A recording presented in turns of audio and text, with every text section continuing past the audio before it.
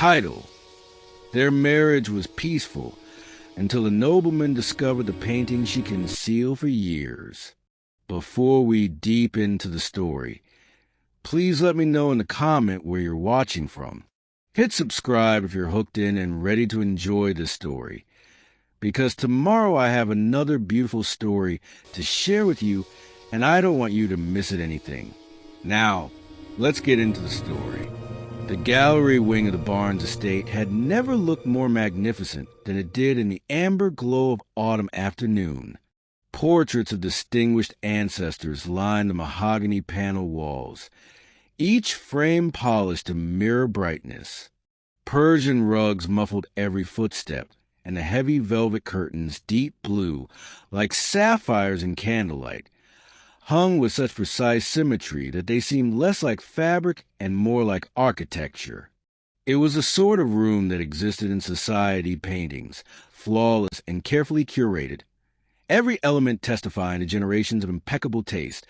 Much like Stephanie herself, Ralph thought with satisfaction as he surveyed the space he had commissioned her to organize for the upcoming winter gala. Their marriage of 5 years had been, by any aristocratic standard, a masterpiece of civilized harmony. Stephanie, though he rarely studied her beyond her social performance, had proven herself the model of ducal grace and restraint. She had not troubled him with emotional demands or inappropriate displays of sentiment. She had not questioned his authority or disrupted the careful rhythms of their household. She had been, in short, precisely the kind of wife that a nobleman devoted to reputation might have commissioned for himself, which was precisely what made the draft from behind the curtain so unsettling. Ralph noticed at first while searching for the estate ledgers in the late morning, a cool thread of air that shouldn't exist in a properly sealed gallery. The servants had been dismissed for the quarterly inventory, leaving him alone among the portraits. He traced the draft to the western corner of the room, to a section of wall that seemed somehow heavier with silence than the rest. The blue velvet curtain there hung slightly askew, as though disturbed by someone who had not been careful enough to restore its perfect drape. Ralph hesitated only a moment before reaching for fabric. Behind it, instead of the expected walnut paneling or perhaps a forgotten window, was a painting he had never authorized, never commissioned, never even known existed. A portrait of a woman whose rough dress and unrefined features spoke of a world Ralph had spent his entire life ensuring remained beneath him. Their home was a masterpiece of silence. Ralph had never noticed it before, but now, standing in the morning room with sunlight streaming through windows that were cleaned every Tuesday without fail, he realized he couldn't remember the last time he'd heard his wife laugh. Not the polite titter she offered at Mrs. Pemberton's dull anecdotes, but genuine laughter, the kind that came from somewhere deep and unguarded. The house itself seemed designed to muffle any excess of feeling. Thick carpets absorbed footsteps. Heavy drapes kept the noise of the street at bay. Even the servants moved like shadows, appearing precisely when needed and vanishing the moment their duties were complete. Ralph and Stephanie drifted through these carefully appointed rooms like players in a pantomime, their lives choreographed down to the smallest gesture. She was reading when he entered the drawing room. Her head bent over a volume of poetry he suspected she found tedious. Her posture was perfect, her dress a dove-gray silk that seemed to blend into the upholstery. Everything matched, everything complemented, nothing jarred. "Good morning," she said, not looking up. "Good morning." He took his usual chair by the window, picking up the newspaper he'd already read twice. They sat in comfortable silence, or what passed for comfort in a house where silence was the only language spoken. This was what they'd built together over 5 years of marriage. A life of exquisite taste and careful restraint. No raised voices, no slammed doors, no messy displays of emotion that might disturb the servants or give the neighbors cause to gossip. Ralph's business affairs proceeded smoothly. Stephanie's charitable work earned quiet praise from the right circles. They attended the proper parties, made the proper donations, said the proper things. They were, by all accounts, an ideal couple. Ralph watched her turn a page with fingers that barely whispered against the paper. She wore her wedding ring and a single strand of pearls, nothing ostentatious. Her hair was pinned in a style that had been fashionable 3 years ago and would likely remain so for 3 more. Safe, timeless, forgettable. When had they last touched, except in the most perfunctory ways. A hand offered to help her into a carriage. A chaste kiss on the forehead before retiring. Even their conjugal duties had taken on the quality of a ritual, performed in darkness and silence, with the sheets barely disturbed. "Will you be home for dinner?" she asked, still focused on her book. "Yes, the usual time." "Of course." The ghost of a smile touched her lips. The usual time. The usual everything. The usual words. The usual routines. The usual carefully modulated existence that asks nothing of either of them except that they continue, day after day, in perfect, suffocating harmony. Ralph folded his newspaper and left the room. Stephanie didn't look up. She never did. Their home was a masterpiece of silence, and Ralph was only beginning to realize that silence could be another word for death.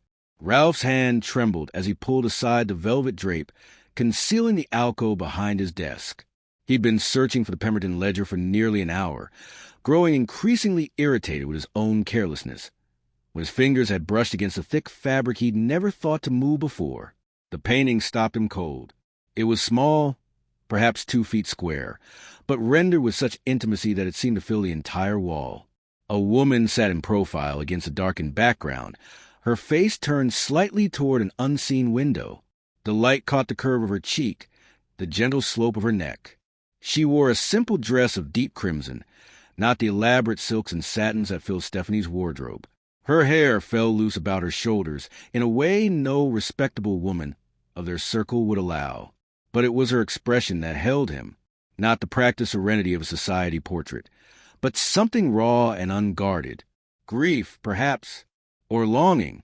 Her lips were parted as if she'd just drawn breath to speak, to confess something that had been locked inside her for far too long. Ralph leaned closer. The brushwork was exquisite, almost feverish in places where the paint had been applied thick and urgent. He could see the individual strokes that formed the shadows beneath her eyes, the careful attention given to the way light pooled in the hollow of her throat. He knew this woman. The realization came slowly, like waking from a dream. The angle was different, the clothing unfamiliar, but he knew the line of that jaw, the particular way her eyebrow arched. He'd kissed that mouth 1,000 times, always finding it cool and composed beneath his lips.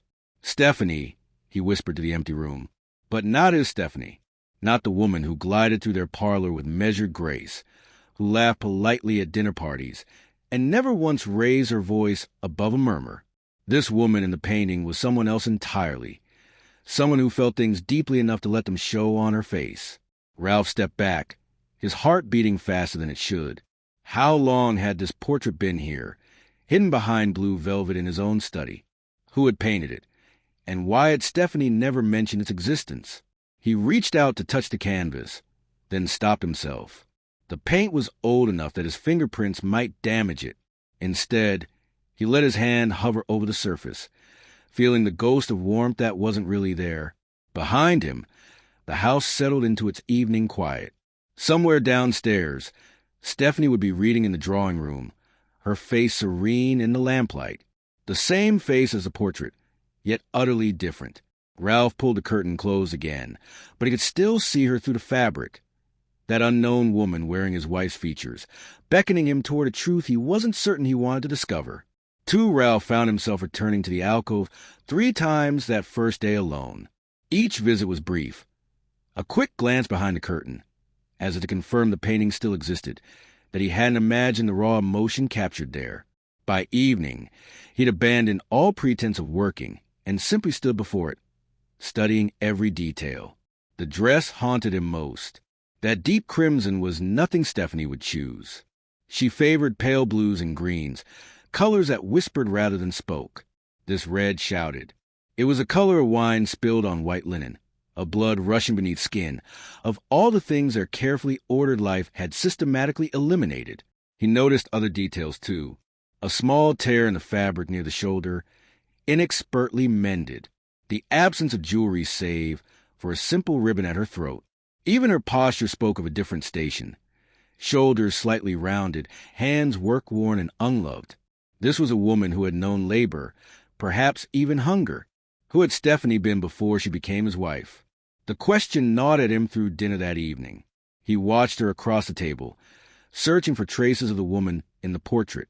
But Stephanie sat perfectly upright, her movements economical and precise as she lifted her fork. Her dress was an impeccable sage silk that brought out the color of her eyes without calling attention to itself. Not a hair escaped the elaborate coiffure her maid had arranged.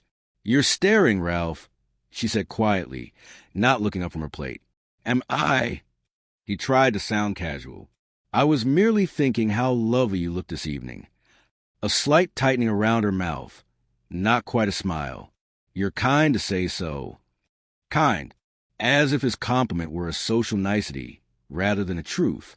As if she were performing the role of wife and he the role of husband, both reading from scripts they'd long since memorized.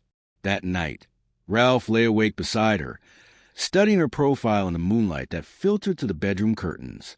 She slept on her back, hands folded across her stomach, breathing so quietly he sometimes had to watch the rise and fall of her chest to be certain she was alive. Even in sleep, she maintained her composure. He tried to imagine her as the woman in the painting, hair loose, face unguarded, that crimson dress pooling around her like spilled wine. Had she ever looked at him the way that painted woman gazed toward her unseen window, with such naked longing? The woman he'd married was a ghost, he realized, a pale copy of someone who had once existed in full color. And somehow, without his noticing, he'd become a ghost too, hollow and insubstantial, haunting rooms that had never truly been alive. The real Stephanie, whoever she was, had been hidden away behind blue velvet, and Ralph found himself desperate to draw back that curtain, even if what he discovered destroyed everything they'd so carefully built. The silence at dinner had always been comfortable, or so Stephanie had told herself.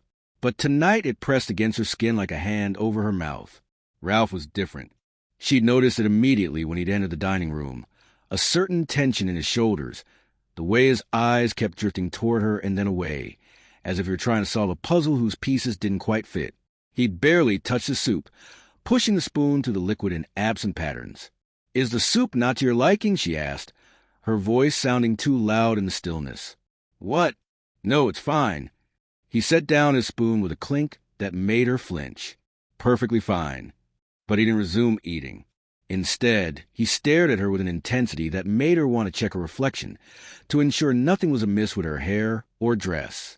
She resisted the impulse, keeping her hands folded in her lap, her expression neutral.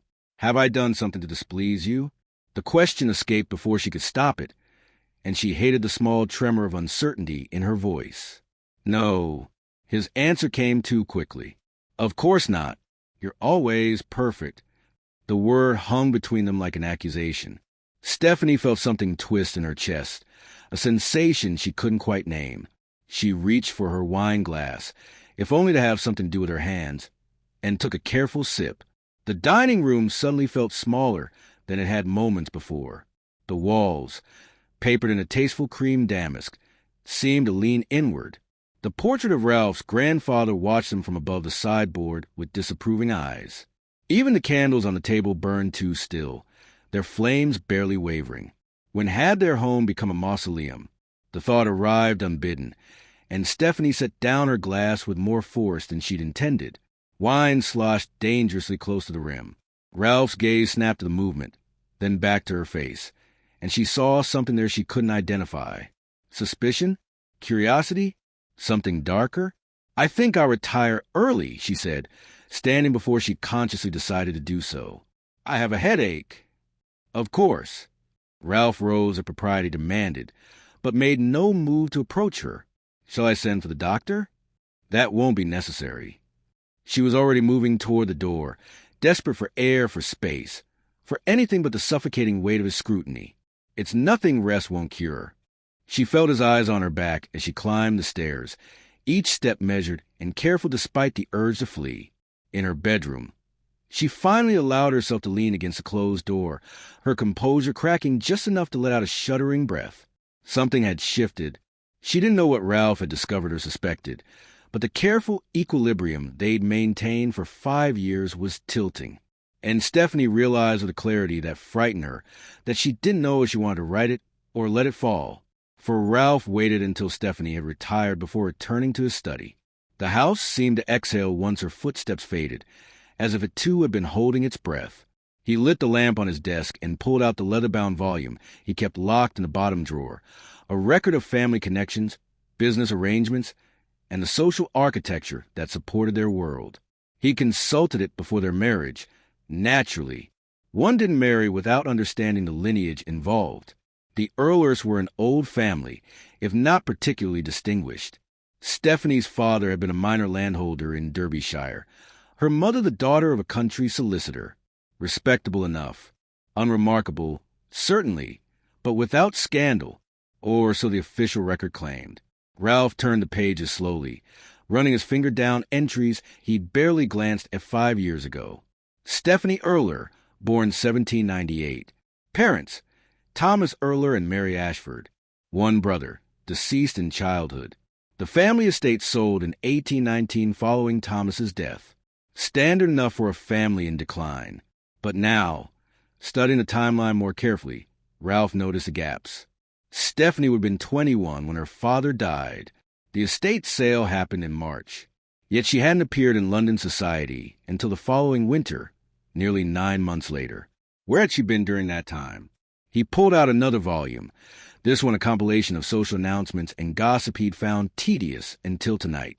His finger traced down the columns until he found it. Miss Stephanie Earler, lately arrived from Derbyshire, is staying with her late mother's cousin, Mrs. Helena Pemberton, at Bedford Square. Lately arrived.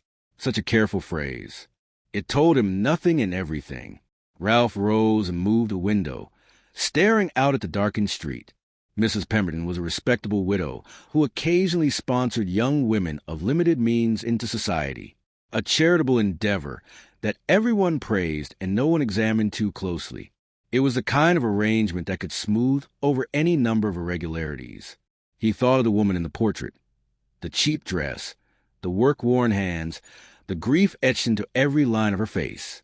That painting hadn't been created in Mrs. Pemberton's genteel drawing-room. It spoke of somewhere else entirely. Somewhere Stephanie had been during those missing 9 months. The question was whether she'd been running towards something or away from it. Ralph turned back to his desk, pulled out a fresh sheet of paper, and began composing a letter to an inquiry agent he'd used once for a business matter. The man was discreet and thorough, with connections throughout England. If there was anything to find about Stephanie's past, he would find it. As he sealed the letter, Ralph caught sight of the blue curtain from the corner of his eye. The painting waited behind it, patient and knowing. He had the sudden, unsettling feeling that it had been waiting for years, waiting for someone to finally ask the right questions, waiting for the truth to catch up with the woman who tried so carefully to outrun it. The room had been cold that winter, cold enough that Stephanie could see her breath as she worked. Her fingers had gone numb hours ago, but she couldn't stop. If she stopped, she would have to think, and thinking would break her. The mirror stood propped against a crumbling wall of the cottage, reflecting back a woman she barely recognized. Her hair hung loose and tangled. She hadn't bothered to pin it up in weeks. The crimson dress was the only one she owned that wasn't black, borrowed from a girl in the village who'd taken pity on her.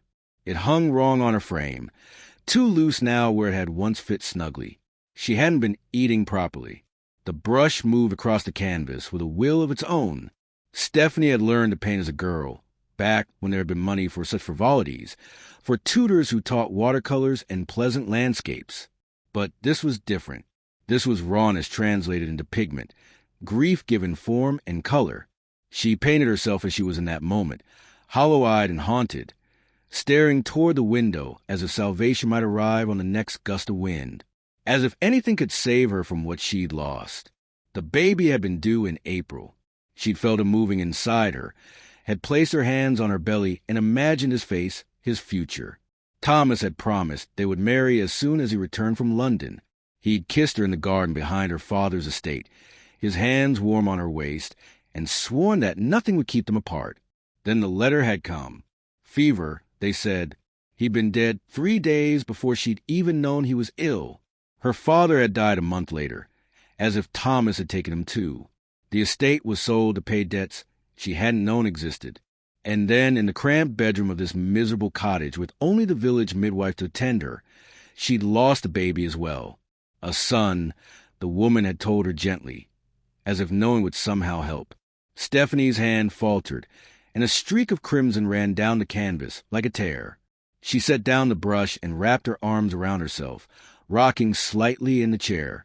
The cold seeped through the thin dress, through her skin, into her bones. She didn't know how long she sat there before Mrs. Pemberton's carriage arrived. Her mother's cousin had received word somehow, had come to collect the wreckage of Thomas Erler's daughter and remake her into something presentable, something marriageable. "We'll burn all of this," Mrs. Pemberton had said, gesturing at the cottage and its contents with a gloved hand. "Every trace. You'll come to London, and we'll start fresh. No one need ever know." But Stephanie had hidden the portrait, tucked it away before the cousin's servants could find it. One piece of truth in a life that was about to become a carefully constructed lie.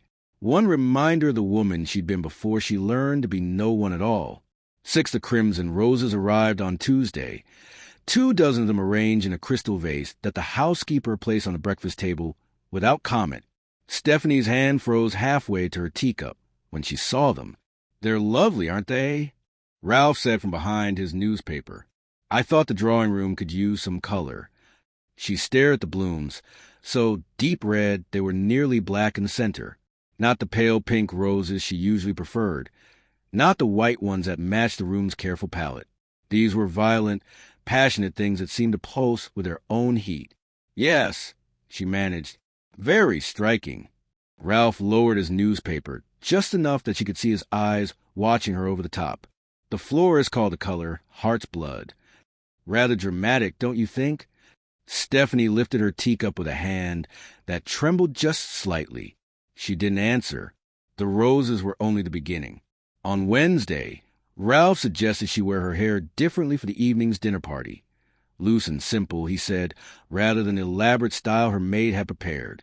When Stephanie protested that it would be inappropriate, he'd merely smiled and said he preferred her that way. More natural. More herself. She'd kept the pins in place. But his words had haunted her through the entire tedious affair at the Harrisons' house. On Thursday, he brought home a bolt of fabric, silk in that same deep crimson, claiming he'd passed a shop and thought it would suit her. "For a new dress," he'd said. "Something different from your usual choices." "I don't wear red," Stephanie had replied, her voice sharper than she intended. "Don't you? I thought perhaps you used to." His smile hadn't reached his eyes. Before. The word hung between them like a blade. By Friday, Stephanie found herself avoiding the drawing room, where the roses still bloomed in obscene profusion. She took her breakfast in her bedroom, claimed fatigue to escape his presence at dinner. But she couldn't escape the feeling that her own house had become a trap, that Ralph was laying out clues like breadcrumbs, waiting to see if she would follow them back to the place she'd run from. That evening, she found a ribbon on her dressing table. Simple crimson silk, the kind a girl with no money might wear in her hair. It hadn't been there that morning. Ralph must have placed it there himself. Stephanie picked it up with shaking fingers. The silk was smooth and cool, nothing like the heavy pearls she usually wore. She caught sight of herself in the mirror, ribbon in hand, hair beginning to escape its pins from the long day. For just a moment, she saw the woman in the portrait staring back at her. She dropped the ribbon as if it had burned her. Ralph was toying with her. She realized he'd found something. The painting, it had to be the painting. And now he was waiting for her to break. Stephanie found the note on Saturday morning, slipped under her bedroom door in Ralph's precise handwriting. "Please join me in my study at 2:00. There is a matter we must discuss." She dressed with unusual care, as if preparing for battle. The sage dress with its high collar, her hair pinned so tightly it pulled at her temples, every piece of armor she possessed carefully arranged. By the time she descended the stairs, her hands were steady, her face composed. Ralph was standing by the window when she entered, his back to her. He didn't turn at the sound of the door closing. "You wanted to see me?" Her voice was level, giving nothing away. "I did." He moved then, crossing to his desk with deliberate slowness. "I've been thinking about our marriage, Stephanie. About how well we know each other. Or rather, how well we don't. I'm not certain I understand." "No." He reached for something behind his desk, the blue velvet curtain. Perhaps this will clarify matters. Stephanie's breath caught as he pulled the fabric aside, revealing the portrait. Her portrait, the one she'd hidden away 6 years ago, wrapped in oilcloth and tucked into the bottom of a trunk. The one that should have been destroyed when Mrs. Pemberton's servants burned the rest of her past. Where did you find that? The words came out barely above a whisper. In my own study, apparently, hidden behind this curtain. Ralph's voice was cold, controlled. I've been staring at it for a week now, trying to understand who this woman is. This woman who looks exactly like my wife, but isn't her at all. Stephanie couldn't look away from the painting. She'd forgotten how raw it was, how much of her grief and rage she'd poured onto that canvas. The woman staring toward that unseen window wasn't the careful creation she'd become. That woman had been real. The dress is interesting, Ralph continued, circling closer. Not the sort of thing a gentleman's daughter would own. And those hands, they look as though they've known work. Real work. Not the delicate needlework you sometimes pretend to occupy yourself with. Ralph, I've made inquiries. He was standing directly in front of her now, close enough that she had to tilt her head back to meet his eyes. About the year you disappeared. About where you were before Mrs. Pemberton so generously sponsored your entrance into society. Would you like to know what I discovered? Stephanie's carefully constructed composure began to crack. She could feel it splintering like ice, all the control she maintained for 5 years fracturing under the weight of his gaze. I want to hear from you, Ralph said, his voice dropping to something dangerous. I want you to tell me who you really are, who you were before you became the perfect, bloodless creature I married. And if I refuse, then I'll tell you what I think I know, and we'll see if I'm right. Say it then. Stephanie's voice came out stronger than she'd expected. Tell me what you think you know, and I'll tell you if you're right. Ralph's jaw tightened. There was a man, before me, someone unsuitable, I assume, given the lengths you've gone to hide it. His name was Thomas. The name felt strange on her tongue after so many years of silence. Thomas Ashford, my mother's nephew. We grew up together. A cousin. Ralph's lip curled slightly. How provincial. A second cousin, Stephanie corrected, meeting his contempt with steel in her voice. And the only person who ever loved me for something other than my father's diminishing fortune. She moved past him to the painting, standing before it for the first time in years. The woman in the portrait stared back at her, unafraid of the grief that ravaged her features. He died of fever in London. We were going to be married, but my father wouldn't hear of it until Thomas had established himself in business. So we waited, and while we waited, he died. Her voice remained steady, though her hands trembled at her sides. 3 weeks after his funeral, my father followed him. The estate was sold. I had nothing, less than nothing. The painting. I painted it myself, in the cottage where I lived after everything was gone. Stephanie turned to face her husband. In the cottage where I gave birth to Thomas's son. Alone, except for a village midwife who took pity on me. The color drained from Ralph's face. You had a child. I had a stillborn child. The words came out flat, drained of emotion by years of forced forgetting. He lived long enough for me to hold him, long enough for me to name him, not long enough for anything else. Ralph staggered back a step, his hand reaching for the desk to steady himself. Whatever he'd expected to discover, it hadn't been this. Mrs. Pemberton came for me afterward, Stephanie continued, her voice gathering strength. She gave me new clothes, a new history, a new chance at respectability. And I took it, because the alternative was starving in that cottage surrounded by ghosts. She lifted her chin. So yes, Ralph, I lied to you. The perfect, bloodless creature you married is exactly that. A creature I created to survive. Is that what you wanted to hear? Stephanie. No. She held up a hand. You wanted the truth. You manipulated and toyed with me for days to extract it. Well, here it is. I was poor. I was ruined. I lost everything that mattered to me before I ever met you. And I remade myself into someone you could marry without shame. Her voice broke on the last word. So now you must decide, husband, is your pride worth more than your wife? Because I cannot be both the woman you married and the woman who painted that portrait. You must choose which one you want." The silence stretched between them like a chasm. Ralph stood frozen, his hand still gripping the edge of his desk, his face a study in conflicting emotions. Stephanie watched him, her heart hammering against her ribs, waiting for the verdict that would determine the rest of her life. "You loved him." It wasn't a question. Yes. She wouldn't lie anymore, wouldn't soften the truth to spare his feelings. "More than I knew it was possible to love someone." Ralph flinched as if she'd struck him. "And me? You?" Stephanie laughed, a bitter sound that surprised them both. "I respect you, Ralph. I've tried to be a good wife to you. But love? How could there be love in a marriage built on lies and silence? We've been performing for each other for 5 years, both of us too afraid to be real." He moved to the window, staring out at nothing. When he spoke, his voice was barely audible. "I thought I wanted a perfect wife. Someone who would never embarrass me, never demand too much, never disturb the order of things." He turned back to her, and she was startled to see his eyes were wet. "But that painting, God, Stephanie, that woman in the painting is alive. And I've been married to a ghost. We've both been ghosts." She took a step toward him, then stopped, uncertain. "You wanted perfection, and I gave it to you. But perfection isn't human. It's not real." Ralph crossed the portrait, studying it with new eyes.